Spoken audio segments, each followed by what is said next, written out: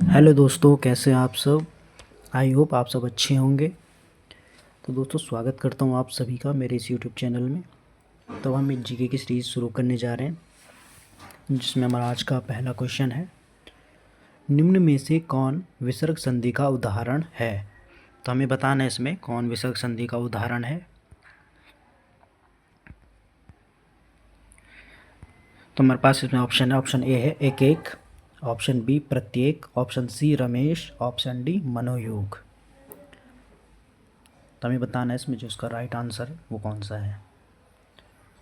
तो इसमें जो राइट आंसर वो हो जाएगा हमारा ऑप्शन नंबर डी, मनोयोग, मनः धन योग। और अगर हम ऑप्शन ए एक एक की बात करें तो ये हो जाएगा एक धन एक, यानी कि ये हो जाएगा हमारा वृद्धि संधि। और उसके बाद हमारा ऑप्शन बी है प्रत्येक, प्रतिधन एक, ये हमारा यण संधि। और वैसे ऑप्शन सी रमेश, रमाधन ईश, और ये हो जाएगा हमारा गुण संधि। तो बढ़ते हैं फ्रेंड्स अगले क्वेश्चन की तरफ। क्वेश्चन नंबर 2 है, ये क्वेश्चन नंबर 2 है। यहाँ पे लिखा है वैजयंती का पर्यायवाची शब्द है। वैजयंती का पर्यायवाची शब्द है। तो इसमें हम पे ऑप्शन ए दे रखा है माला, ऑप्शन बी दे रखा है धागा, ऑप्शन सी पताका, ऑप्शन डी कोई नहीं। तो जो इसका राइट आंसर हो जाएगा वो हो जाएगा हमारा option number C. Option number C हो जाएगा इसका, पताका।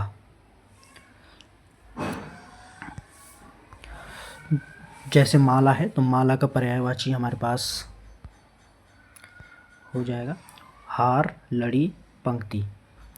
ठीक वैसे ही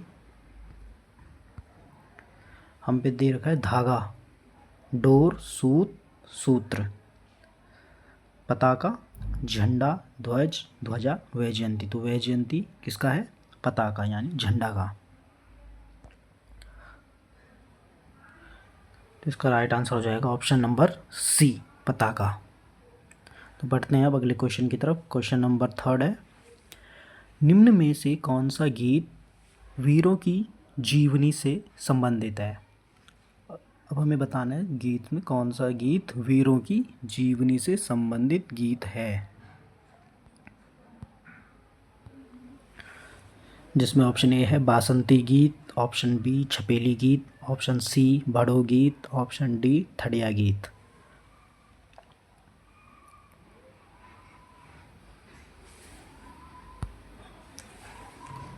तो इसका जो राइट आंसर हो जाएगा वो हो जाएगा हमारा ऑप्शन नंबर सी, भड़ो गीत।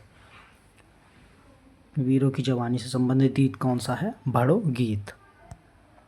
जैसे हम पे दे रखा है बासंती गीत, इसको आप स्क्रीनशॉट भी ले सकते हो। बासंती गीत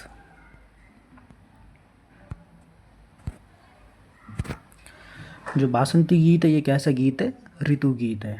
और बसंत के आगमन पर जो बच्चे होते हैं, किशोरियाँ होते हैं, उनके द्वारा फ्योली के फूल को क्या किया जाता है, एकत्रित करके घर घर जाकर देहली पूजन किया जाता है। इसी दौरान बासंती गीत गाए जाते हैं।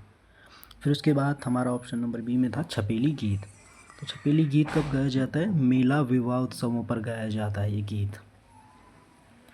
ठीक है, उसके बाद है भड़ो गीत जो हमारा आंसर है। तो भड़ो गीत को हम गढ़वाल में क्या कहते हैं, पवाड़ा। गढ़वाल में से कहते हैं पवाड़ा, और कुमाऊं में कहा जाता है इसको भड़ो या कटकू। ठीक है, तो वहीं ये किससे संबंधित होते हैं, जो हमारे वीर होते हैं जैसे माधो सिंह भंडारी, जीतू बगड़वाल, इनसे संबंधित क्या गाए जाते हैं, हमारे गढ़वाल में पवाड़े गाए जाते हैं, और कुमाऊं में भड़ो या कटकू कहते हैं। ठीक, उसी प्रकार ऑप्शन डी था हम पर थड़िया गीत। अब थड़िया गीत एक ऐसा गीत है, समूह सामूहिक गीत है, यानी कि सामूहिक रूप से स्त्रियों द्वारा एक दूसरे पर हाथ रखकर लोक नायकों की गाथाएं जो है वो गीत के रूप में गाई जाती है। ठीक है फ्रेंड्स, बढ़ते हैं अगले क्वेश्चन की तरफ। तो आज का हमारा अगला क्वेश्चन है, क्वेश्चन नंबर 4 है,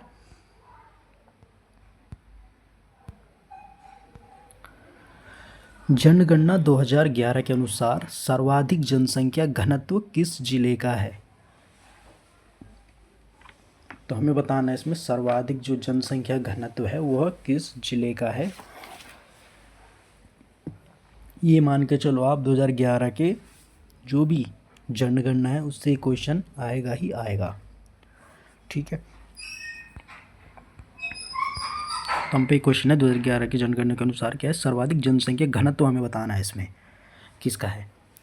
तो इसका जो राइट आंसर वो हो जाएगा हमारा option number B, Haridwar. Haridwar का जनसंख्या घनत्व सर्वाधिक कितना है, 801।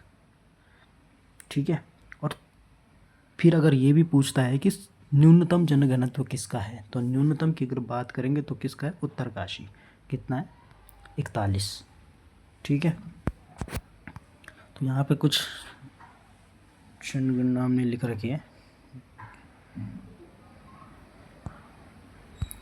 तो हम देखेंगे इसमें सर्वाधिक किसकी हमने कहा अभी बात की थी, हरिद्वार की सर्वाधिक है 801। तो वहीं उत्तरकाशी की है 41 जो कि सबसे कम जनघनत्व है हमारा। और अगर हम बात करें उधम सिंह नगर की, तो उधम सिंह नगर दूसरे नंबर पे हमारा 649 प्रति व्यक्ति वर्ग किलोमीटर। ठीक है, और अगर हम अल्मोड़ा की बात करें 198, देहरादून की बात करें 549, नैनीताल की बात करें 225, टिहरी की बात करें तो 170, पौड़ी 129, चंपावत 147, रुद्रप्रयाग 122, बागेश्वर 116, पिथौरागढ़ 68, चमोली 49, और चमोली के बाद लास्ट में हमारा उत्तरकाशी 41 जो कि सबसे कम है। तो बढ़ते हैं अगले क्वेश्चन की तरफ। क्वेश्चन 5 है हमारा, नंदप्रयाग में किन नदियों का संगम होता है? तो हमें बताना है कि नंदप्रयाग में किन नदियों का संगम होता है। ऑप्शन ए है Alaknanda Vishnuganga, option B Alaknanda Nandakini, option C Alaknanda Mandakini, option D Alaknanda Pindar.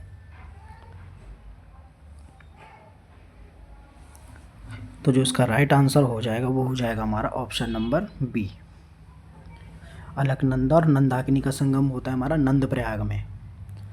ठीक है, तो हम बात करेंगे अलकनंदा और विष्णुगंगा की, तो इसका संगम होता है हमारा विष्णुप्रयाग में। वैसे ही अलकनंदा और नंदाकिनी की बात करें नंदप्रयाग। ठीक है, और अलकनंदा और मंदाकिनी की हम बात करें तो ये होता है हमारा कहाँ, रुद्रप्रयाग में। और अगर अलकनंदा और पिंडर की बात करें तो कर्णप्रयाग, अलकनंदा और भागीरथी हमारा देवप्रयाग। इसको स्टार कर देना, ये बहुत मोस्ट इंपॉर्टेंट क्वेश्चन हो जाएगा हमारे लिए। तो हम इसके बाद बढ़ते हैं अब अगले क्वेश्चन की तरफ। क्वेश्चन नंबर 6 है हमारे पास आज का, पूर्णागिरि मंदिर कहाँ स्थित है? तो बताना है कि पूर्णागिरि मंदिर कहाँ स्थित है। ऑप्शन ए है Champawat, option B Haridwar, option C Chamoli, option D Almora.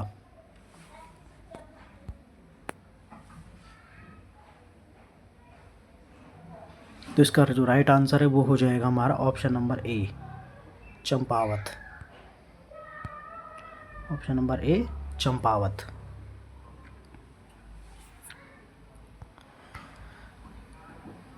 इसकी एक बात करेंगे, पूर्णागिरि मंदिर है जो हमारा, ये है 108 पीठों में से एक मंदिर माना जाता है इसको, चंपावत में जो पूर्णागिरि मंदिर। ठीक है, अब हमारा अगला क्वेश्चन है क्वेश्चन नंबर 7, भीमताल की आकृति कैसी है? तो हमें भीमताल बताना है कि भीमताल की आकृति इसमें कैसी है। ऑप्शन ए है त्रिभुजाकार, ऑप्शन बी आयताकार, ऑप्शन सी वर्गाकार, ऑप्शन डी कोई नहीं। तो जो इसका राइट आंसर हो जाएगा वो हो जाएगा हमारा ऑप्शन नंबर ए, त्रिभुजाकार।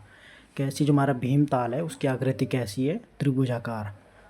अगर हम भीमताल की बात करें तो ये कुमाऊं का सबसे बड़ा ताल है जो कि हमारा नैनीताल में स्थित है। और अगर हम गढ़वाल की बात करें तो गढ़वाल का सबसे बड़ा ताल कौन सा, हमारा सहस्त्रताल जो कि टिहरी गढ़वाल में।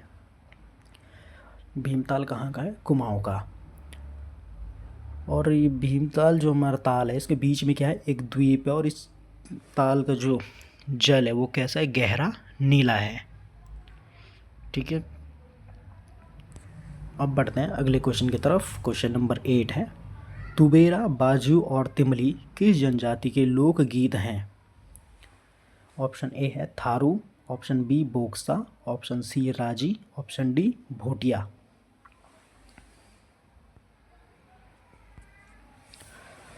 तो इसका जो राइट आंसर है वो है हमारा डी भोटिया। ये किस जनजाति के लोकगीत हैं? तुबेरा, बाजू, तिमली, जो कि हैं भोटिया जनजाति के लोकगीत। बढ़ते हैं अगले क्वेश्चन की तरफ। क्वेश्चन नंबर 9 है, इनमें से किस महाद्वीप में सवाना घास के मैदान नहीं है? इसमें नहीं है पूछा है, नहीं है। तो जो इसका राइट आंसर है वो हो जाएगा हमारा ऑप्शन नंबर ए, यूरोप। जो हमारे सवाना घास के मैदान हैं, ये उष्ण कटिबंधीय घास मैदान भी इनको कहा जाता है, जो कि सवाना जलवायु प्रदेश कौन कौन से हमारे दक्षिण अमेरिका, अफ्रीका, दक्षिण पूर्वी एशिया और उत्तरी ऑस्ट्रेलिया के कुछ भागों में ये पाया जाता है। और जो सवाना घास है, इसकी ऊंचाई और सघनता के कारण इसको क्या कहते हैं?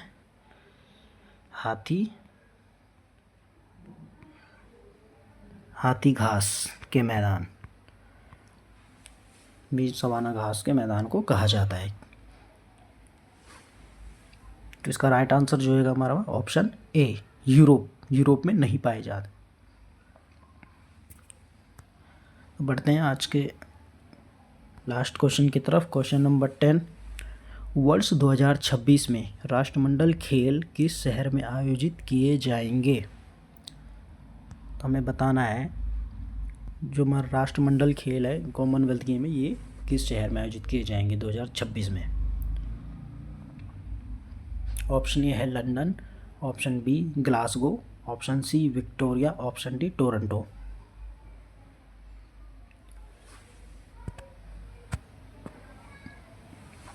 तो जो इसका राइट आंसर है वो हो जाएगा हमारा option number B, Glasgow.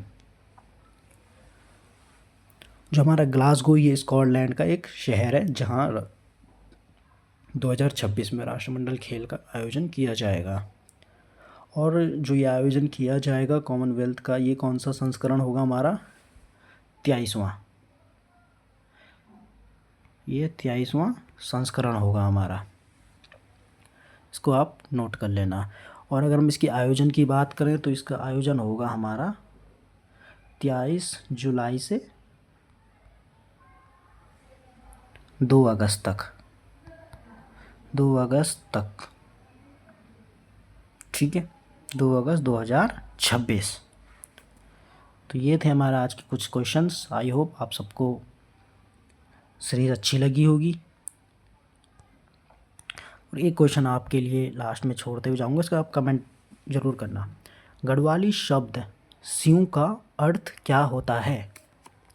Garhwali शब्द स्यों का अर्थ क्या होता है? आप फटाफट से कमेंट करें।